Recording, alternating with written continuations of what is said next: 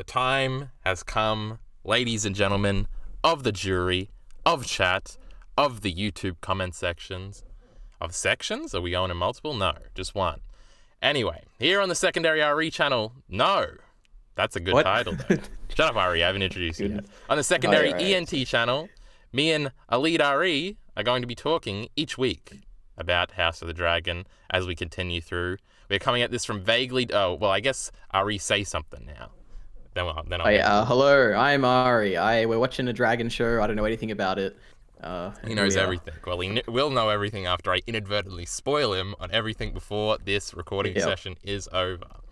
We are coming... I'm sure it'll happen. You'll remember EliteAri from our Attack on Titan rereads. We did Attack on Titan Season 4 Part 2 watch-throughs. He's been around doing other things. You might watch him and Bacon on his channel, on his second channel, EliteAri, talking about Vinland Saga. They talked about all of it. They ran out of content. When we start reviewing Vinland Saga, I don't know, in like 6 days a new chapter should come out. It's usually just me and Bacon, but this time it will be me, Bacon, and Ari. He's invaded our spaces, and he's here to stay. And if you don't like it, chat, well, you're going to have to deal with it. But I feel like everybody likes Ari. That's good to hear.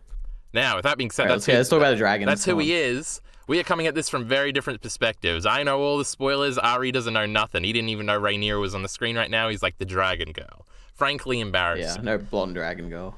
At least let's hope I'll have the names through to him before this thingy is done. I did have to look up 2 names, so I'm not a genius. I had to look up who the other small council dude was. Billsbury, whatever his name is. And also the... I don't even know who you're talking about. We'll talk about it later. And the Kingsguard who's chilling with Rhaenyra all the time. I was like, which one is this? Okay, I know that one. But apparently he's in the book for like 1 line, and this is like basically an entirely new character. He's a Westerling, Harold Westling, I think his name is. And he is commander of the Kingsguard at this time. That's all that's mentioned. He's Kingsguard captain, and then eventually he's not. And that's like all that's mentioned in the book. But besides that, I mean, where do we start with this nonsense? I'm going to let Ari go first and give his overall thoughts from his minuscule perspective of not knowing nothing. Because then I'm going to explain. Yeah. I don't know. I liked it a lot. I watched it. I guess I got a really good first impression with that opening scene. Like, it just looked so good. And I'm like, man, this is just like peak Game of Thrones quality here, like what we're seeing. And then...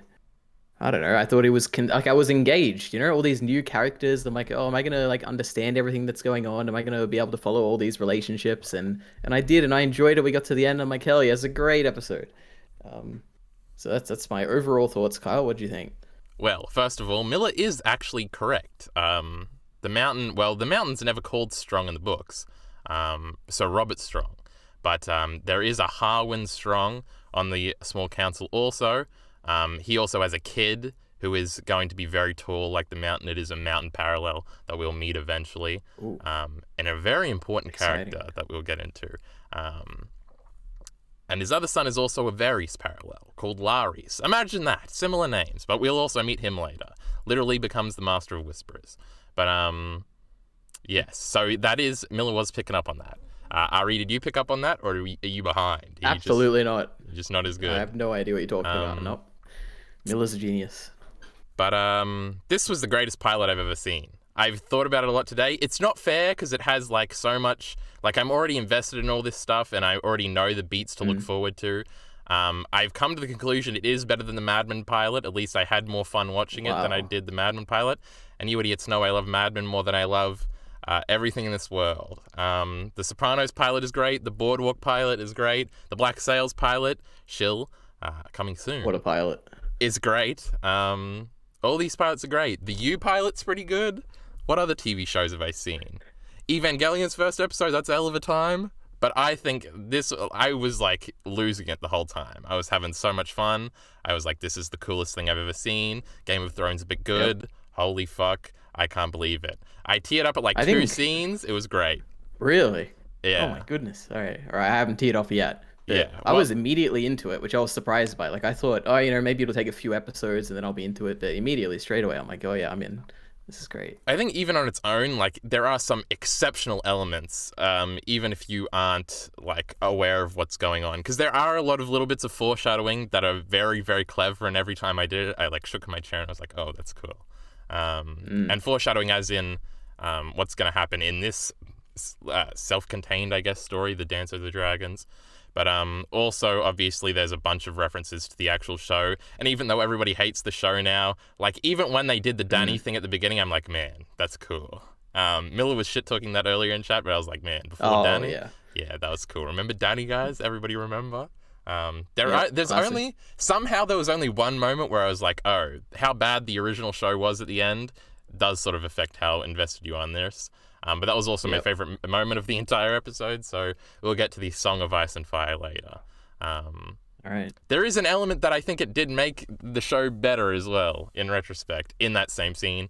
I don't think we should start with that scene, though, because that is, like, the last scene in the episode. I'm just interested, because I actually couldn't come up with an answer to this yet. And I was actually thinking about Black Sails a lot. Me and Ari are going to be doing on his channel a rewatch of Black Sails season by season. So we might, and we've both been watching it recently. Ari a little bit more than me because I'm lazy and terrible. But there is some similarities there. So if we bring that up a lot, that's why you're going to have to deal with it. Go watch Black Sails, everybody. Great television program. One of the greats. Oh, but the question I was coming to was I was going to ask you if you had a favorite character so far, because even I was thinking about it. Now, obviously, the book this is based on, Fire and Blood, is like a history text. It's not an emotive text. You don't get a lot of characterization. Though you kind of do. It's just in a very different way than a normal like book or TV show. It's told from a maester's perspective, reflecting on events. And you sometimes get quotes, and some of the quotes were in the first episode, like Daemon calling his wife a bronze bitch. We'll get into that later, because there's some interesting things there. And Otto sending a letter that's very important. That's all mentioned in there. But I want to also point out I haven't read that book. I just know everything about it because I'm a lunatic. But I was building up to saying favorite character. The characterization is sort of new, and I was thinking about this because I honestly don't, because I was like, I guess Rhaenyra, who is the main girl, because Ari's not good with names yet. Well, she's the main girl at this point. Yeah. I think she might be, just because she's the only one that doesn't have like something really like gross about them in the first episode. But that reminded me of Black Sails, where everybody's sort of got like a detraction, and it's like, oh, you really want to be invested in this person? And it's like, and then they're kind of a piece of shit. But I was going to hand that over to Ari. Oh, mine is obvious. It's Daemon Targaryen. He's just the most interesting person. He's Matt Smith as well, and I love Matt Smith. But he's Matt Smith Sims. I don't know. They're everywhere. I know, absolutely. I mean, he's interesting. You know, he left at the end. He didn't kill anyone. You know, he's like he just happily Well, he did left. kill some just people. To see where he goes. Yeah, but he killed the people that deserved it, all right? My goodness, those terrible people of King's Landing. My goodness. He cut off that man's penis. What a great bit. Yep.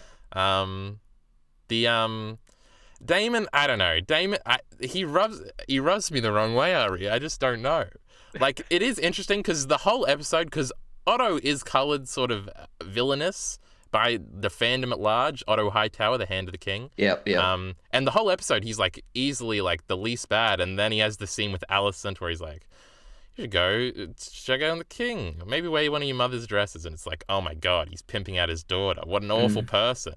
Because obviously Otto is supposed to be the Tywin parallel, and Alicent is supposed to, well.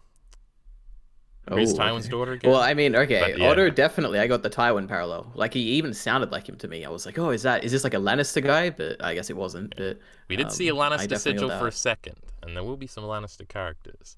But they didn't highlight, because they only highlighted Stark, Baratheon, Hightower, and Valyrian at the end when they were doing their pledges to Rhaenyra. There was no Lannister there, but I think that might be a season 2 or 3 thing. But yes, because I was like, man, Otto's like kind of the best bloke around. I guess Corlys really didn't do anything bad. Corlys is the black guy. He's head of House Velaryon. He's the ship man.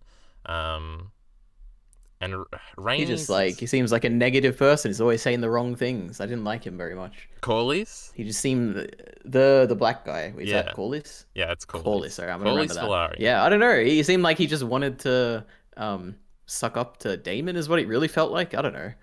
Like I Huh? guess he's Is just that the like he. vibe? My assumption is that he just doesn't like the current king because they usurped, like, well, not usurped, but like They took the usurped his position from his wife. wife, right? Well, they did Yeah. usurp, but it wasn't fair.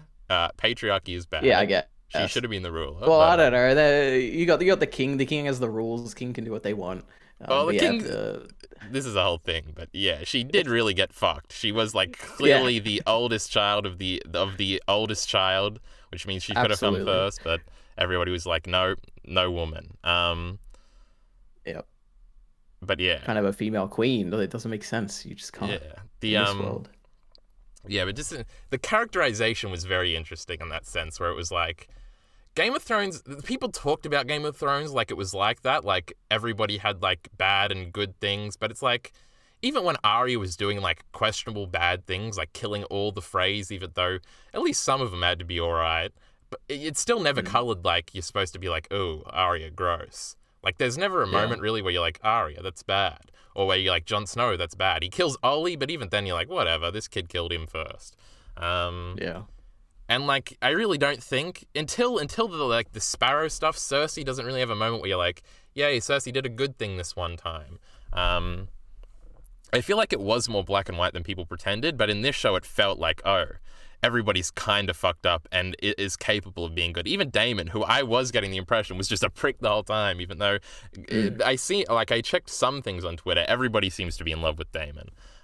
So I seem to be in the lesser camp here. Daemon is Matt Smith, by the way. You've got it. You've got it. Yep. Yeah. Yeah. All right. Yeah. My favorite character. Yeah. Because even him, I was like, oh, he's like, ew, he's terrible. And then he has the moment at the funeral with Rhaenyra, and when he's like kind of nice. I was like, oh, Yeah. everybody's Definitely. capable. Because this is something that in the interviews and all the hype things, George has said in every fucking thing. He's like, they can do good things and they can do bad things because people are complicated or whatever the fuck.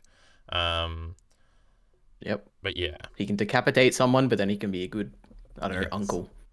What a good bloke. Yeah, it could be a good uncle. That was foreshadowing, Ari. You don't understand. But the Was people in it? chat that know, they Interesting. know. A good uncle. How do you define a Good good uncle. uncle? Never mind, don't think about Someone that. who. Okay. Okay. Yeah. Um, Yes. where should we go from here? Should we go chronologically? Do you have a standout scene? I, Oh f- yeah, easily. I feel like, I mean, I saw your tweets as well, but like it's the birth and the yeah, intertwined with the Damon's fight as well. I thought that was so good. Um, yeah. just, I'm getting distracted by Miller saying things in chat. Shut up, Miller. Actually, keep the chat going. It's good. But the birthing. Should we get into the birthing scene? I feel like there's sort of setup there. It's just incredible to have that in a pilot. It feels like that should be like a disqualification. It's like they should have put the kibosh on that shit immediately. But it was so good and Yeah. because obviously I knew Emma Aaron was gonna die. Did you know she was an Aronari on No. the Veil? She's half Targaryen. Wait, They're why does she cousins. have blonde hair? I Yeah. guess it makes sense. Oh, she's a Her half mother was Targaryen. a Okay, okay. Targaryen. Was How am I meant to know this? Wait, do they say this? I think they might say her name is Emma Aaron one time, but he's always just calling her Emma. Right. And it's spelt with an A-E, so it's wacky. Oh, very cool. Um, I like it. couldn't just be E-M-M-A, but oh, now let me get this right, Ari. Let me just flex a little bit. So All right. Viserys's father's sister's daughter. That's who his wife is. So they are Oh, the first cousins. sister's daughter. Because his sister Okay. was obviously a Targaryen, gets married to the Lord of the Vale, presumably. Some Aaron. I assume he was the Lord of the Vale. Because not just any Aaron is marrying the princess, but then she became... But we don't know Viserys' dad, right? No, he's not in the show. Now, we see Viserys... Okay. The old man at the beginning is Viserys' grandfather. He's also Rhaenys' grandfather. He had 2 sons and a daughter. Both sons died before him. Actually, he has like 9 children, and like I think all but one die, or do all of them die before him? It's pretty miserable, and his wife too. It's sad. Sad old man. But yeah. So yeah, we haven't met his father. or Rhaenys' father. They both died. Lamau, succession crisis. Who should be it? Which grandchild? Yep. Um, Then we get the opening scene. yeah. You want to talk about the opening scene? We had a narration. Can you? Yeah, I think we should at just least go I don't remember that. chronologically. So, what did you think about opening with a narration? I guess. Oh, it was I so liked sick. it a lot. Seeing the council, I was like, Yeah. oh man, there's Jaehaerys. We actually saw him for a second. The old king. There he is. I know so much Yeah. about this man. And he's just right there. And he's so old and sad because everybody's dead that he's ever loved, and his just dumb grandkids are going to fight and fuck it all up. They were in Harrenhal. We saw the inside of Harrenhal, Ari. It was crazy stuff. It was all fucked up. It looks so big. I just loved how grand the scale looked. Like the It is. directing was just so well done for that scene. It is a monstrously huge castle, too big to even be practical. So what was the bloke that building it thinking? Now that's a big mystery, Ari, but we don't have time to go into that today. And then Aegon burned it down, and then whatever. Because in the original show, Tywin is at Harrenhal for a little while. Rob finds Qyburn in Harrenhal after the mountain leaves and sacks it. Ari is there for a little while. Her and Jaqen are hanging out. They break out at the end of season 2. It looks very different. I will say the vibes of the shows feel incredibly, incredibly different. Did you get that? Did you feel that? Or Not really. To me, it felt more like end of Game of Thrones kind of vibes. Definitely. Like it didn't. To me, it didn't feel anything like the first season, or maybe even the first 2 seasons of Game of Thrones. But yeah, it felt like they were just continuing the kind of aesthetic and like quality and stuff that they ended up with, I guess. Yeah, I got distracted by Minty talking about essence instead of vibes. I guess which was a good my point, but, my one like direct comparison is like with the tourney. Like it was they had a tourney in like season 1, right? So different, like so much more grand and yeah, it's clearly it's just more interesting to look at. Yeah, it's. I was thinking more small council scenes because I'm like, this doesn't feel like a Tywin scene at all. And like, I feel like the acting is entirely different. I feel like the way it's acted, like, I don't think Tyrion could exist in this world. I just don't see it. It feels just so different to me, which I guess is kind of a bad thing in terms of consistency, but it's also so far in the past. We're not going to have characters showing up or anything because there's such a long period. Even Bloodraven, who's very old, is not born yet. So, really, that's really interesting. Bloodraven is quite a bit later. Well, he can see the past, so he could just be watching anyway, you know. Bran's definitely watching. Bran definitely gave Aegon that vision that made him come across the sea, but we'll get to that later. Oh, but yeah, the acting and vibe and stuff. Oh, the intro, I was marking the fuck out. I was like, man, Harrenhal, the Council of 104 or 101, I can't remember the exact year. I'm just like, oh man, this is fucking sick. Rhaenys is getting passed over. And the little characterization bits and the looks are so good in the show. My goodness gracious me. Also, just before I forget, it was very Lord of the Rings-esque, kind of with the female thingy. It was actually older Rhaenyra, who we haven't seen yet, obviously, because we're hanging out with young Rhaenyra. But she's the first voice we hear. At first, I thought it was Rhaenys doing the voiceover, and I actually kind of would have liked that decision of her like being scorned and being pissed off, and like this dumb fucking old man. He chose this fucking weak moron. He doesn't even have a dragon. I'm the best dragon bitch around. My husband's got all the ships. We could have fucked everything up, and they fucked us again. Yep.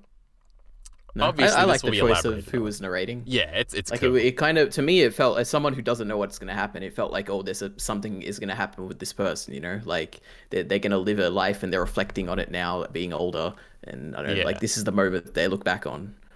One of the notes I actually made, and something I want to comment on the script, I think, was that there's like a slight distaste from older Rhaenyra in her voice when she talks about her father, and there's like a sort of a respect when she talks about Rhaenys, which is interesting, and will be elaborated on in the future. I guess another thing to bring up is that in the book, when all this happens, like Rhaenyra is like 8. She's not like 14 or 16 or however old she's supposed to be here. But basically the show has split everything into like 2 like distinct times where it'll be like young time and old time. So they're like shoving a bunch of events together, which you just have to do. Otherwise you would have to cast 17 Rhaenyras and 17 Alicentes and it would just be very difficult. But yeah, so it's a little different of the vibe of like Rhaenyra more understands what's going on and everything like that. Like, she only becomes her father's cupbearer after her mother dies because he becomes an alcoholic. And also, Alicent is like 12 years older than her in the book. Alicent is her friend. the Hightower Yeah. girl. So it is a very different vibe. They really aren't friends in the books, and this is a new show thing that everybody was like, oh no, do we like this change? But yes, Well, what do you think about these changes well, generally? first of all, I Like, haven't are read this they book, positive? and second of all, I Yeah. think Ah, it's yeah, sick. true. But yeah, making them friends at the beginning and how hint hint is very clever. It's very good. It'll make the emotional stakes much more later on. Conflict abound. But yeah, there were lots of little details, like when Viserys is named king, he doesn't like have a big celebration moment. He kind of just smirks and then like looks at Emma and is like yay. Like it doesn't seem like he actually is like wanting to be king. Or is like incredibly enthused about it. He's not like Stannis, where his life mission is to get this fucking throne. He's just kind of handed it, and he's like, well, I guess I've got to do it. I think he understands that Rhaenyra and Corlys are very powerful, and they're going to hate him now because she very much did want it. It's sort of he's very much a Robin Baratheon parallel towards the end of Robert's life, where he's like kind of a nice bloke, but he's kind of a terrible king, and he's kind of getting pushed around by the people around him and manipulated. And he has like certain distinctive like emotional things, and does that make Daemon Ned? Probably not. But yeah, and yes, he's a drunk. He's all these types of things. He's very regretful about certain things. I mean, he seemed like a good king to me. I don't know. Did he? I mean, not like, I mean, to me, he felt like, yeah, he's getting pushed around a lot by this small council, but it is true seemed like that a good person, I guess. Yeah, he that last scene with Rhaenyra is very like that's better than anything Robert ever does, especially with his kids. Yeah, Joffrey's like a fuck up completely, and he's not doing nothing about it. Well, I guess Joffrey isn't his kid, but he didn't know that. He thought he was his kid. Yeah. But yes, the flashback, the prologue was sick. Even the Danny shout out, I got the chills. I was like a Star Wars fan pointing, and this happened a million times in the thing, pointing, saying, I know what that is, and freaking out. And I was like, oh man, maybe I shouldn't make fun of Star Wars. I was just glad because like I could piece together the timeline because I had no idea. Oh, you didn't happen to watch the behind the episode thing, did you? You mean the thing afterwards? Yeah. The inside thing? Yeah, I have seen that. Oh yeah, because they talk about how it was kind of a necessary thing to have this this prologue, and I agreed with them. It was clever. You got to watch those since the season 8 ones became the biggest memes on the internet. Oh yes. I actually never they watched even them like they for the taped old it the show. same way this time. It's so great. It really does feel like it's back in a bunch of ways. It's cute. But the first scene, is that it on the prologue? Do we think we got to say anything more? Or do you have anything to say? I'm sure if I guess maybe the music, like straight away they started using music that was like either straight from Game of Thrones, or it felt like they were just remixing like existing songs, which was really interesting. Yeah, it was sick. Especially the music cues towards the end. They also released one of the songs a few days ago called The Prince That Was Promised, and that's the scene that plays when he tells her about the prophecy and how she'll be queen, and it started in, and I was like, oh, that's the song. Oh, this is sick. Also, we didn't get an intro theme, but they confirmed next week that that we'll get one. At the end, they played the Game of Thrones intro song for the credits when it cues at the end. That was one of the moments where I got the silly boy chills and was pointing. I want them to use the same song. I feel like it would have been so cool if they cold opened with that kind of, just have the song again and be like, yes, the Game of Thrones is back. I feel like doing it for episode 2 maybe wouldn't do the thing. And also, it's a much more small scope. Like, a lot of it's going to happen in King's Landing and Dragon. Well, I guess we're going all over the place. Because the original show, right, we were flashing around. We got to go to Dany, and we got to go to Winterfell, and we got to show King's Landing, and we can cycle through them for the duration of the intro. Maybe we could do that. That was one of my, like, not criticisms, I guess, but one of the things I pointed out, like, when I was thinking about it, is that it did feel a lot smaller scale. Like, it felt like everything took place in, like, one location. There's, like, only one real storyline that we're following. Yeah. Which isn't necessarily bad. It's just different from Game of Thrones. The cast won't be as big as Game of Thrones. Now, Daemon's leaving, so we probably will be in a few more locations. I wonder if he is going to the Vale like he was told to in the book. He does go for a little bit, but then he ends up on Dragonstone. They might just cut that and have him go to... I think we have to meet his wife. Did you put together that his wife is a Royce? Do you remember the House of Royce? Royce? The Vale I mean, dude? I remember the name. He's like the dude in the bronze armor and the rune stones. Yeah, They never yeah, actually say. no, I didn't put it together. Yeah, because I feel like that's like one. I don't know. It's not like one of the main houses, but I feel like some people would have gotten it if they had said like, "Oh, your wife. Oh fuck, I'm forgetting her first name, Ari. How could I do this?" But whatever, Royce, instead of calling her just the Bronze Bitch, and on Runestone, because we never actually go to Runestone in the original show. Yep. Now I'm forgetting the old dude who's Bronzion Royce. He's always around and he's getting threatened by Littlefinger or whatever, and I think he survives until the end. He's even at the Battle of Winterfell. And I think he is at the council at the end in the Dragon Pit. We see the Dragon Pit, not all fucked up. Isn't that cool? But Wait, yeah. in this show? Wait, what was this? The Dragon Pit. The Dragon Pit. I remember the Dragon Pit in Game of Thrones. Where was it in this show? When she's flying on the dragon, she comes in and she goes to that big building. Oh, yeah. And the Daemon's there later, and they're running out. Yep. Yeah, but that's where they have the meeting at the end, and at the end of season 7 and season 8, in the original show. But it was all fucked up, and it looks pretty different. But alas, what was I saying about that? Oh, we were talking about whether or not you picked up on the Royce girl. But yes, absolutely not. That's actually interesting. If you'd put this together, if you were a big-brained fella, like I was going to say, like me, like I haven't had the spoon-fed. Both brothers married Vale Lords because they needed Vale support. So Viserys married Emma Arryn. Oh yeah, true. They're the two most powerful thingies in the Vale. So there was no civil war after that, because I think they might have been Rhaenys supporters, and it was like, no, because this is way after that. Never mind, I was bullshitting, because they're already married here, because she is pregnant with Rhaenyra in this first scene. Oh, how cute. Emma. I didn't even realize. Yeah. She's very pregnant. But she also had 10 other kids, but I think Rhaenyra was the first one, so probably her. Probably not one of the miscarriages. I was sleuthing on the, I don't even know if that's the right word, on the wikis, and I did note that they tried to name one of their kids Daemon, but that one died, so isn't that cute? Naming it after the brother. Very cute. Also, Corlys and I think Rhaenys have another miscarriage that they tried to name Daemon, or maybe they just have a kid named Daemon. I was looking on these family trees, all right? Why do all the names sound similar, Kyle? Well, because I don't know, he got them all from Targaryen stuff, and they all got to sound the same. And also, there's a bunch of different like Rhaenyras and Viserys. Like obviously, this king is Viserys, but Dany's brother is Viserys, and yep, I got that one. There's a second Viserys later on that I think is the Mad King's father. God, I know this. I know the whole family tree, Ari. Viserys is the 5th king. Did you know that? I can name all the ones before him, and maybe some of them after him. But that would be a spoiler, especially for ones immediately after him. Yeah, that's a thing I was wondering. Like I remember the oldest king or whatever that I can remember is the Mad King, like in terms of Game of Thrones.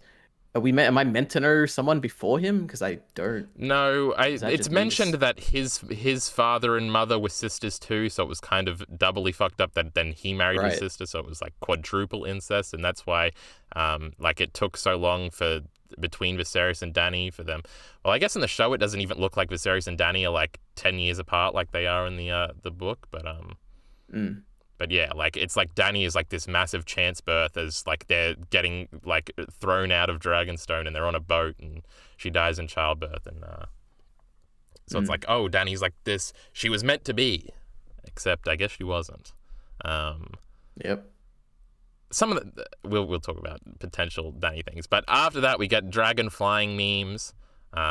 It's pretty cool. Yep. They come down on King's Landing. You see it again. It looks the same in a long shot, and you're like, man.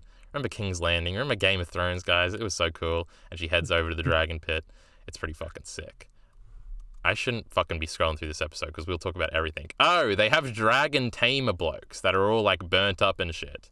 Yeah, those poor guys. That's a terrible job. But yes, some of them were there, and Mr. What did I call him? Harold Westerling, the Kingsguard, commander of the Kingsguard, is here. Him and Rhaenyra have a cute little dynamic. I'm almost certain he's going to die in some brutal way in front of her, and it's going to be very sad. I actually don't know if that's a spoiler. Well, I don't know that is a spoiler. I'm not sure. I'm just guessing, but this is Game of Thrones. It felt very movie-like early on. Maybe it's just because I was listening with my big headphones, and I was like, man, this sounds looks like a movie. Did you get this vibe, or am I just Nope, an idiot? not at all. To me, it just felt like I'm watching just more Game of Thrones. In terms of the quality of like and scale and everything, it just felt like that season 8 kind of stuff to me. It was more the And sound, but I think, that got me. I mean, season 8 was pretty cinematic. Yeah. Like it. I Yeah, think it might be because I watched all of the last seasons of Game of Thrones on my phone because I had the Foxtel app on my phone and I couldn't get it on my computer, so I was watching it on a tiny screen. That could be it. But yeah, yeah. they have a cute little dynamic, and then Alicent shows up and she's like, "I don't want to ride dragons, Lamau," and Rhaenyra's like, "You dumb bitch, dragons are cool." But they're clearly very friendly. A lot of people in comparing their They make you relationship. smell. Yes, the smell things. You smell like dragons. That's cute. What do dragons smell like? That's crazy. People are saying it's an Arya Sansa relationship. I don't know. It's vaguely kind of like that, I guess. Like one's the more sporty one, one's the more traditional lady. Alicent is already in one episode far more competent than Sansa was for like the first 5 seasons. Remember that one time Sansa said that they should have put like wool on the armor or something? God, she was so helpful. That's like her one thing I can think of where she was actually smart. Wow. But yes, Alicent is like following around Rhaenyra. She's kind of like her shadow a little bit as they walk through. This beginnings portion when they get to the Red Keep very much felt like a day in the life sort of thing where we're like cutting around to different things and it doesn't feel like introductory scenes almost. It just feels like kind of this natural like Rhaenyra came back and now she's going to talk to everybody and she's got duty. She's got to go be cupbearer. She's got to go check on her mother. They're like walking around. I feel like it felt really cool. It's like throwing you immediately into the political side of things, which is a cool bit of Game of Thrones. The characterization, the mother stuff. This Emma Aaron girl, I saw a lot of people saying she stole the episode, and I guess that is true. The biggest emotional, I guess besides the very last scene, is obviously her stuff. We nearly got into the birthing stuff before. Her relationship here with Rhaenyra is very cute. Obviously, this is set up to make you feel very sad when the thing happens to her. There's an interesting commentary here. I was thinking about this. I was thinking about Duty, Ari. Duty. And I was thinking about how this is the theme of the episode. And then it dawned on me that this is the theme of the entire fucking series in every single way. Now, in this scene, Emma talks about how, and this is a line directly from the book, but not from Fire and Blood. This is something I think Randall Tarley says. Randall Tarley, a much bigger prick in the book, by the way. This is Sam's father. We do see a Tarley get unhorsed in the tourney. But anyway, that's besides the point. What a world. She talks about the woman's battlefield is in the birthing bed or something. This is a Randall Tarley line. And that sort of gets into the duties of gender roles. And obviously, Game of Thrones is a lot about gender. Dany facing gender struggles, Arya, Sansa, how they fit into their gender roles, how they sort of thrive. Cersei's whole story is about how she utilizes power from being sort of this submissive, feminine girl, whereas Arya is kind of the opposite, rejecting femininity in sorts of ways to use power. Brienne also, everything's about gender, all right? And this is sort of introducing that and telling Rhaenyra that like you're going to be in this situation very soon too, and she doesn't seem too happy like that. Now this obviously calls back some Arya things. Arya doesn't, that's not her, that line, and all that stuff. And Alicent is sort of standing back there and she is sort of embodying all the things that Emma almost wants Rhaenyra to understand. It's cool, the dynamic going on here. But Judy overall, Viserys is also talking a lot about Judy is to get a son. In the trailer, Otto Hightower says it's Viserys' duty to remarry. There's a lot said about Judy here. I think even Daemon brings up Judy at some point. And obviously this all calls back to like one of the best scenes in the entire first show where Aemon goes on his monologue about love being the death of Judy and sort of how like Ned's whole story is about a conflict of Judy and love. And sort of that Aemon speech is so good. What is Judy compared to a woman's love? What is the suckling babe or something? He goes on to the whole thing. It's from season 1. It's when Jon wants to abandon to go and help his father and Rob because I don't think Ned's dead at that point. It's just it's sort of like the ultimate conflict of like, if it is the right thing to like kill somebody you personally love or something, or somebody you personally love is doing something very bad. And you sort of, I guess even in the end, it's kind of Jon's decision with Dany, where he loves her, but obviously it's his duty to protect the people, and he has to kill her, even though that's horribly executed in every possible way. So I was thinking about this and sort of the duty of things. I'll see if my scripted video that I hopefully will get out before the time the next episode comes out is also about discussing duty in this manner, but it's first introduced here. But also it's sort of like Emma Arryn is clearly resigned to a sort of role as a woman here, of sort of just being this thing that gets fucked to produce an heir constantly, and she feels disappointed that she can't do her duty. In the bath scene later, that's also so good. Maybe Emma Arryn is the best character. Maybe she did steal this fucking episode. But that bath scene with Viserys is so good. And Viserys does legitimately love her, but he's like legitimately torn in two, so he's not a Robert parallel in that way. Like, he's not fucking on the side from what we understand. But yeah, that's sort of my duty monologue. And should we talk about all the Emma Arryn stuff then? Where do we go from here? The battery is already halfway Let's just talk about it. Let's talk about the most important, like the biggest parts of the episode. Let's do it. Just quickly, one thing, the small council scene at the beginning, Corlys not taking the wine, I thought was the coolest thing I'd ever seen. From Rhaenyra, everybody else takes the wine. I'm like, man, Corlys is so cool. But apparently Ari thinks he's no good. Yep, that's true. But I don't even remember. They're talking about the Tawny here in the first part, but yeah. I guess we should just talk about the Tawny then. Intersplicing this, like, that was also about gender, right? It was sort of like the men and sort of the violence that comes with performing being a man, and then the violence that comes with performing being a woman, in sort of like de-romanticizing birth and like how terrible this struggle is and how torturous it must be. God, Ari, aren't you happy you're a man? Oh, absolutely. Every day. My goodness. You get to wait outside, or you're probably inside the room, hopefully, unless you're a terrible husband or boyfriend. But you don't have to go through any of that. Isn't that great? God. We're so privileged. But I've been monologuing for fucking 5 minutes, it feels like. Tell us about this interspiced, match cut, incredible fucking scene that's terrifying in every way. I don't know. What can I mean, so... I didn't think they would show it, Ari. Why did they do that? Yeah, so why would you not think they would show it? Like, is this something that would come later? I think it was like, I was talking about the actual cut, like how gross it was, and them throwing their hands in there. Oh, that is what you're talking about. Oh. Yeah, I was kind of hoping I wouldn't see it. I was like, oh man, I don't want to see this. But when I saw it, I'm like, okay, you know what? They're brave showing this to us. I can respect that. But like in terms of the intersplicing between those two, like the actual fight between Daemon and that Dornish guy or whatever. He wasn't Dornish, and then like the Dornish. birth. He's just pretty. He's not actually Dornish. He's from the I think he might be maybe his mother is a bastard Dornish, but they said he's like a bastard of a Dondarrion. Remember Beric Dondarrion? But he's from the Stormlands. I do remember that. Yeah. Oh my goodness! Kristen Cole, the Dornish-looking guy, that loser, the guy who beat my he's King so Daemon. Pretty, and he's so much better than Daemon, and he's like.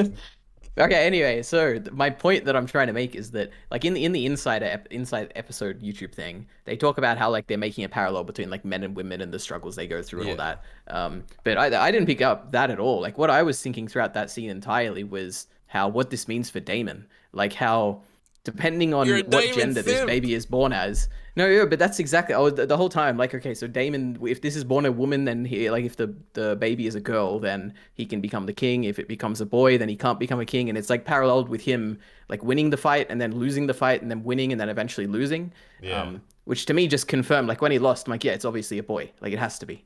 Which to me, I thought that was really like such a cool way of like a visual storytelling where they didn't have to say the gender of the baby, and I just knew it just from seeing it. So I thought that was really clever. Because it is interspliced where it's like, oh, it looks like she's not going to have the baby. That's good for Daemon. Daemon's winning the fight. Then it looks like, oh, we're going to cut this fucking thing out, C-section style, in the fucking Middle Ages. And then it's like, oh no, Daemon's fucked. And then it's like, oh, maybe it'll die. And then that actually was clever because obviously this is a famous fighter, right? I know Kristen Cole beats him here.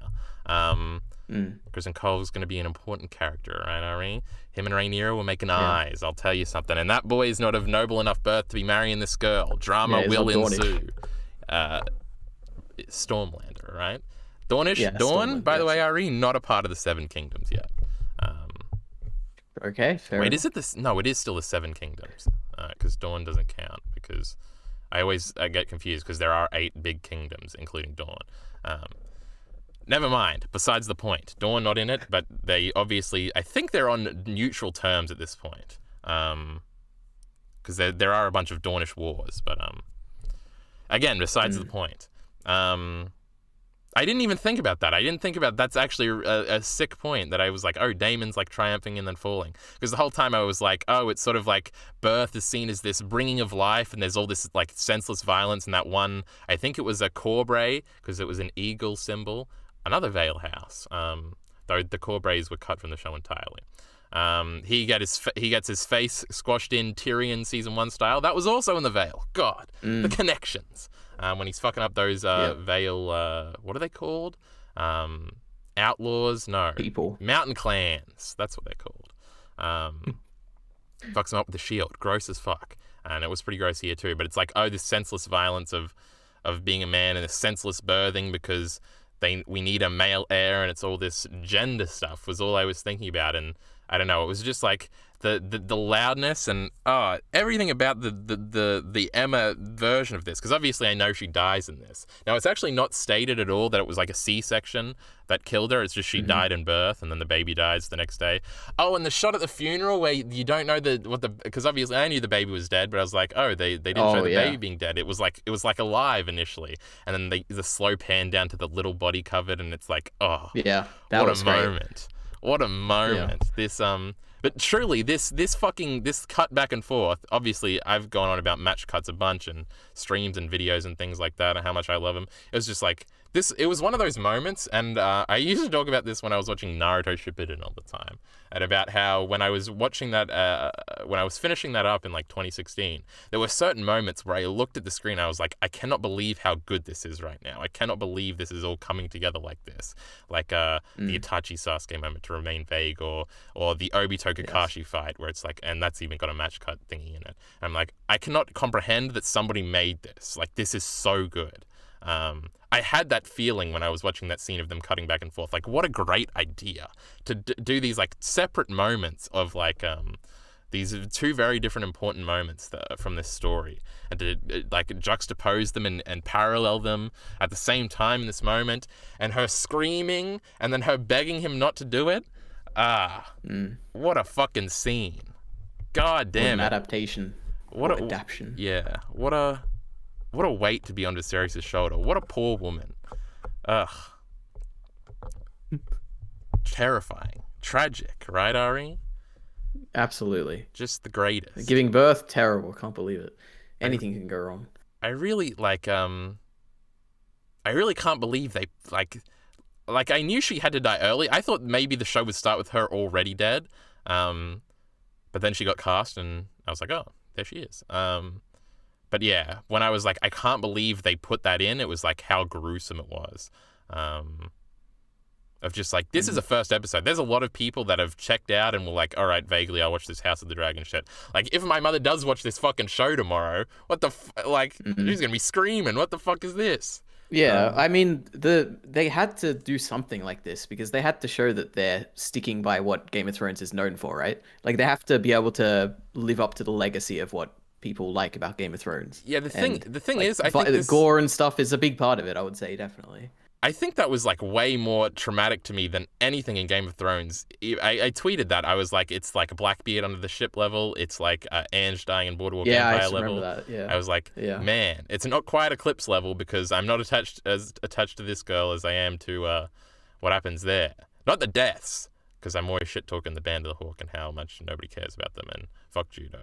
But everybody knows what I'm talking about if you know what I'm talking about. It was just like, man, like it's interesting because the Eclipse thing like sticks with you. Like I still remember like thinking about that every day for like a year after I first read that chapter. And all those examples I listed in the in that tweet, as well as this one, the Ange moment in Boardwalk, or the especially the Blackbeard moment. God damn. Yeah. They're all so visceral in the moment. Like, I don't know if I think about, oh, how sad that Blackbeard, that thing happened. Because even in the Blackbeard moment, it's like colored as a victory for him. But I don't feel like I'm going to be thinking, man, Emma Aaron, how sad. But the visceral, like, screams, her begging him not to do it, the incision, the hands in the womb, all the blood everywhere, that I will, like, the viscerality, you know the word I'm looking for of that moment, just fucking insanity. And then at the same time, it's probably the best outcome, right? Because someone's going to live from this. Like, yeah. the terrible stuff that's being done for the sake of a child, yeah. Initially, I thought, like, he was choosing between them, not that she was going to die anyway. It wasn't until I watched the after the episode thing where I was like, oh, she was going to die anyway, and they made the decision. Because obviously, previously, I knew she was going to die. So I thought in the moment, he was choosing the baby over her and was like, all right, kill her to get the baby. No wonder you hate him. I was like, oh, damn. I don't hate Viserys, all right? Viserys is all right. Daemon's the one I hate, but Right. that's not true either. He hasn't even done anything. Yeah, what's he done? Goddamn. Oh, what? He You like some evil people in the city. Definitely some of them were innocent. Chopping hands off, I don't believe in justice. Chopping penises off, sterilization is alright. But yes, what a moment.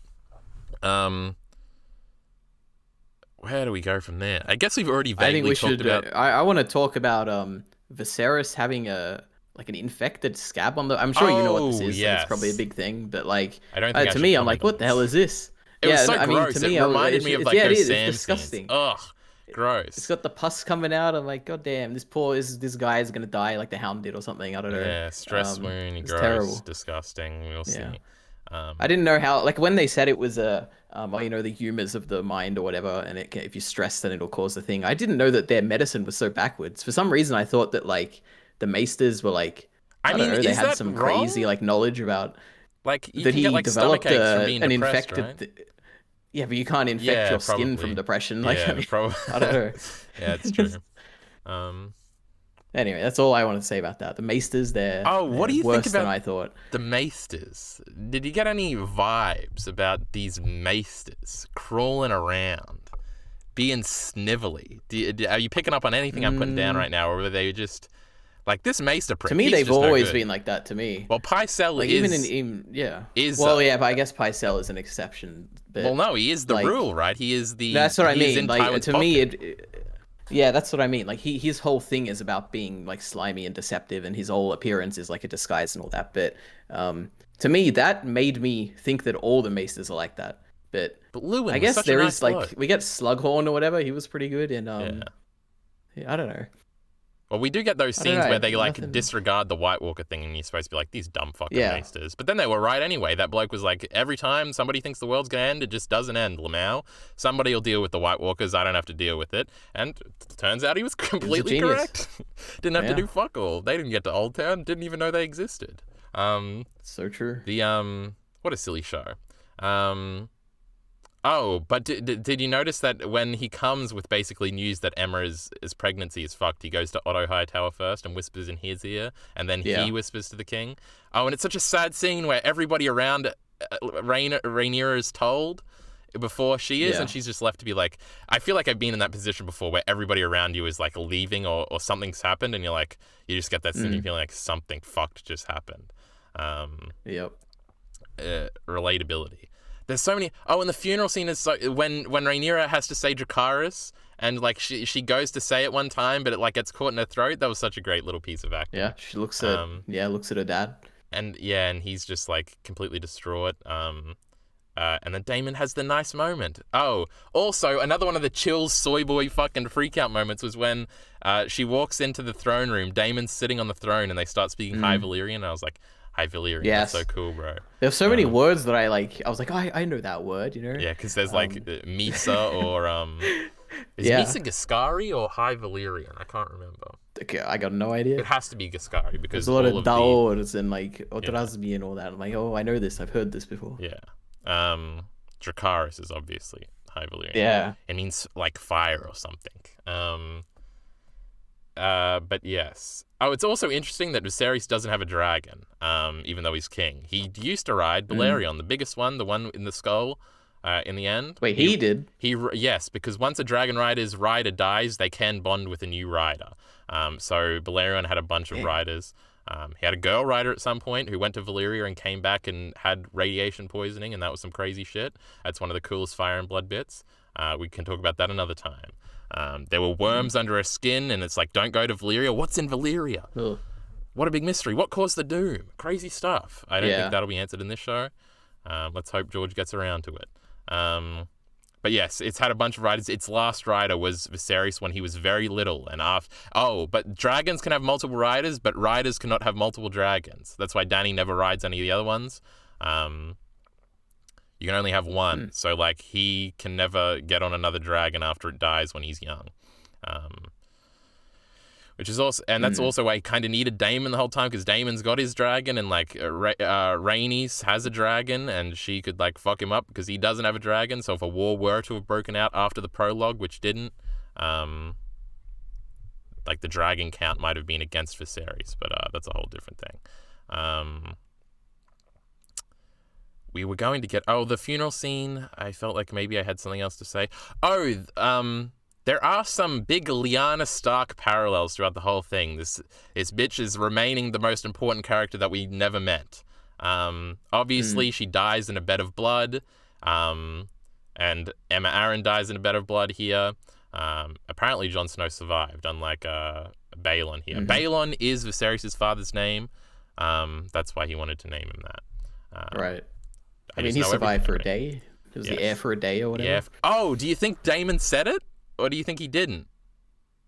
This is like a big thing in the book. I don't know. Otto Hightower, who doesn't like Daemon, says that he said it, and then Daemon doesn't say that he said it, but he also doesn't say that he didn't say it. And we cut away from the line when he was about to say it. And he was also remorseful at the funeral. He did seem to imply that he said it, right? Well, he says we all grieve in our different ways. In their own way, yeah. So it could have been that he said, the heir for a day, how sad. Or he could have been the heir for the day, and then he swung his cock around and was like, yeah. Yeah. And that got back to Viserys. I think it was the first one, yeah. So you think he said it? Or you think he didn't? I mean, he definitely said it. It might, like, because he implied that he said it. But I think he said it in a way of grieving. Like, I don't think I mean, this all comes down to if I think he's a good or bad person, I guess. And to me, he seemed like a decent person. Purely because, like, just to explain it a bit more, the reason I think he seems good is the fact that they mentioned that he has, like, an army 2,000 strong, right? Like, him in charge of the Gold Cloaks. And he hasn't done anything bad with it yet. Like, he hasn't come and stormed. I mean, okay, he's gone a bit excessive in his, like, authority. Yes, but he hasn't stormed the thingy. Now, we know he hasn't done anything treasonous or whatever yet. So to me, it's like, he's not that bad yet. So we know the Gold Cloaks. And this is Game of Thrones scale morality here, not our world, right? But we know the Gold Cloaks are very important because Littlefinger had all the power in the city because he was paying off the Gold Cloaks and he fucked over Ned in that way. And like the Gold Cloaks matter in King's Landing, but outside of King's Landing, like obviously there are much bigger armies, but you can't get the whole Targaryen army in there in time for them to stop the Gold Cloaks. So it is also interesting that everything seems to be working out for Otto Hightower. He doesn't like Daemon. There's now the king needs a new wife, which might play into his games a little bit. He also, did he fucking tell the Maester to kill that woman? Because he got the news first, and he's like, yes, we fucked up the pregnancy. We're going to cut her open. Viserys doesn't know. Was that all an Otto Hightower scheme to fuck over everybody? Is he really the big evil bad guy? No. I don't think so either. He's just he's a simple bloke. He just wants a happy life, you know? Yeah, the big thing is, like, the Hightowers, right, the Citadel is in Old Town, where the Hightowers sit, so it's like, they could easily be up to some conspiracy shit. It's called the Maester Conspiracy. It's a big theory about Fire and Blood, right? That the Maesters are fucking over everybody. They killed all the dragons. I think I've seen a title like that for an old Shift X video. Yeah.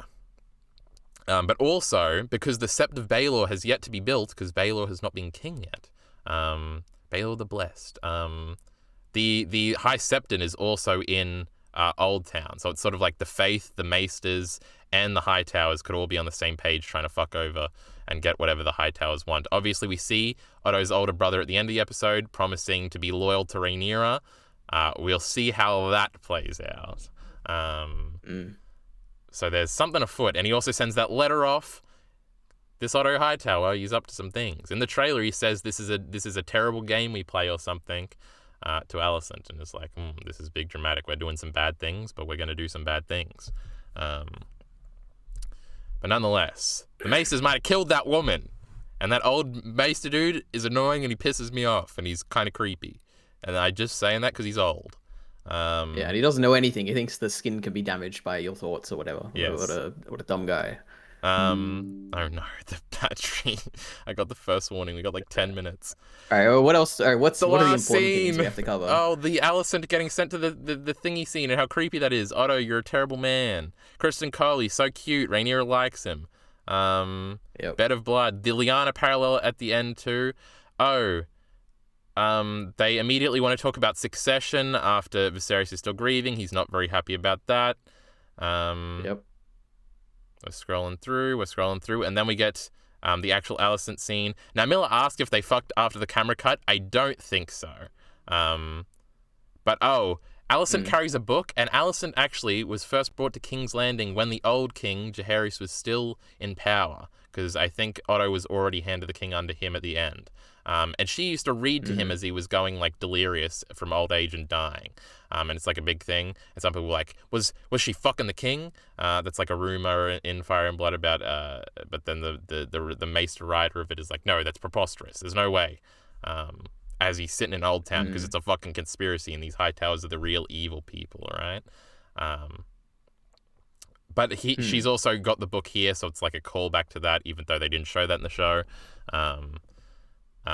So that was a reference. But she's talking to the next king, who is also depressed. Oh, Jaehaerys was also depressed because his wife was dead too, so that's another parallel.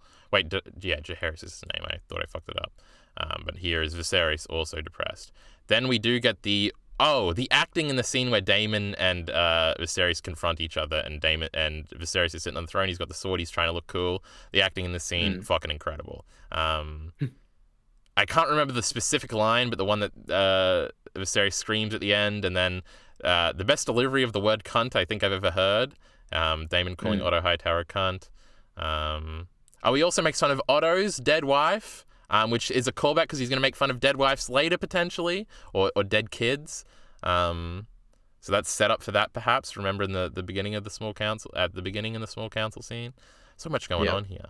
Then we get to the final scene, chills, nearly cried. It was the greatest scene I ever seen.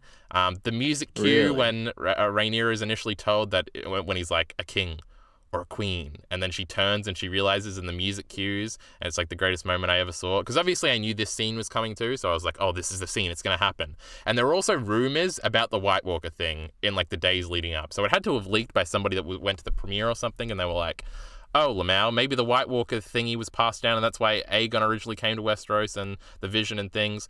God, it just fits so well that the Dance with Dragons is where they lose all their dragons and they become dragonless. Wait, is that not...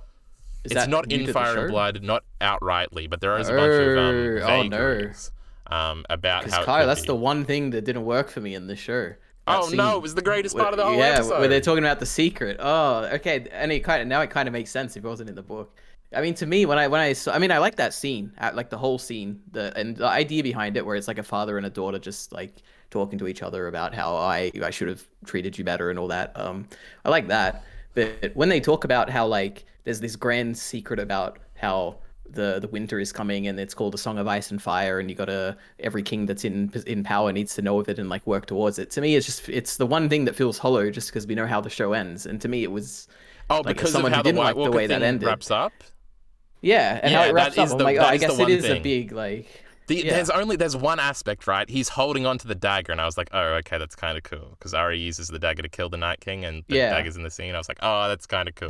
You are right though that like the poorness of the end of the show, it's like, well, but Arya just kills it. But then you can think like, oh, Bran probably put the vision into fucking Aegon's head originally and made him come over because Bran can time travel. So it was actually Bran doing all of this. That's cool. It works. Okay, it works like if you logic it. But when I'm watching that scene and I'm trying to feel the emotions of like, oh, there's this grand conspiracy and we see how it ends eventually, I don't feel any emotion when I'm listening to him say that, talking about this secret. I think the emotion, which is where it falls flat. The emotion for me came into like, oh, they're doing it in the first episode, like this rumor thing. I was like, holy fuck. Yeah. But you have to sort of be in the know for that to hit, I guess. But also it's cute because obviously this like dies here. Like, that's it's not really a spoiler, right? They like Rhaenyra doesn't pass this down, and it's sort of lost knowledge. And then Rhaegar, the whole thing about Rhaegar is one day he was reading a bunch of old books, and he came across this thing, and then he decided that he had to become a warrior, and then he had to like birth the prince that was promised.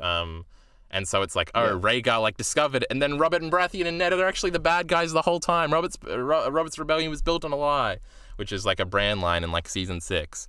When they think about because obviously the war was started because Rhaegar kidnapped Lyanna, but that's not actually what happened. And Robert was just butthurt because he didn't get to keep his woman property. And it's like, oh, Robert's a terrible person. Ned helped him. What a bastard. But Ned knew at the end because Lyanna told him, and then he had to carry that, and then he had to lie to Jon, and then it's like, oh, Ned Stark, what a tragic brogue.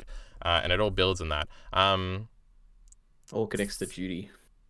To what? Judy. Love and Judy. Oh, Judy. I thought you were like Judy the girl. I was like, who's Judy? That's what I thought when you said it initially as well. That's so funny. Mysaria here is also, because I got it playing a little bit. Daemon leaves with Mysaria, who is the whore he was with earlier in the episode. She becomes an important character later. Yeah. I was surprised by that. Yeah, I mean, I figured that. I couldn't tell if that was her, because obviously I know she's an important character. She's in the trailer. She's in this getup in the trailer.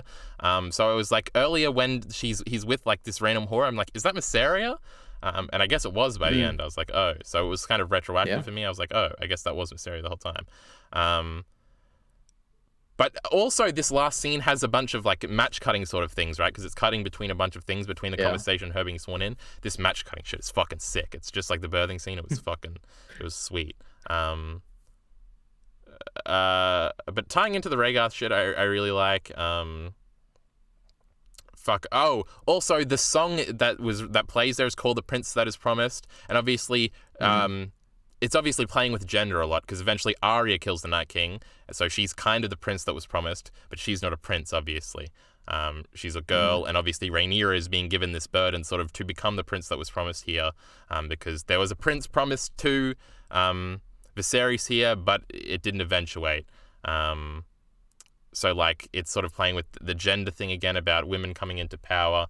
Rhaenyra is the prince that was promised, maybe, and then Arya ends up doing the finishing blow. So it all sort of fits there in sort of a gender-bending fashion. So I like all that stuff, but that ending scene, I think it's so fucking sick. It's like every part of it. And you said like it's like the father-daughter thing. I don't even think like that's like fourth or fifth down on why I think this scene is cool. I think it is just the meme lore reveals. And sort of how like it theoretically, like that Rhaegar shit is not confirmed. It's not like, oh, definitely confirmed that Rhaegar found the thing, but it's pretty much heavily implied. And he is the first character in the books, I think, to say the prince that was promised. It's in one of Dany's visions of him in the House of the Undying, where he's talking to Elia after their first child is born, I think. And he's like, oh, he will be the prince that was promised, and his will be the Song of Ice and Fire. Cool book scene that I've read out of context a bunch, or listened to people read out of context on YouTube a lot, because that Undying scene is fucking sick. But yeah, it touches into a bunch of lore things, I think.